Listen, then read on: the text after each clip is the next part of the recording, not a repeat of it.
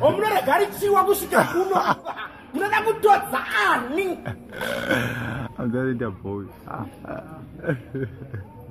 Siasa ama nini msafunza vile. Ngotika masoka na Mungu leo mliona mmoja. I don't prove it. Ah. Kala kumanje ko gara.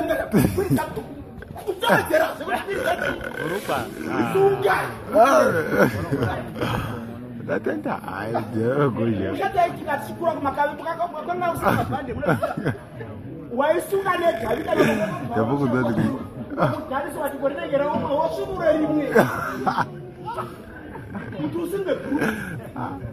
Hapo na mabhuku amofemba na wewe zino muneta wa kuti. Ah no. Azvina kudena. Saka mumuzifaranidze. Sorry mwanangu ndasina kukona. Sorry. Nokuti kana regani bodai. EG zvakaita mwana wangu kana pakaita accident. Vanhu vakakuvara vose musoro wakaungana mari dzinomwe musikana.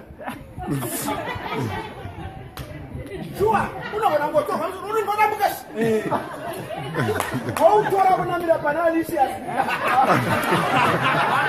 Unaona mukashi.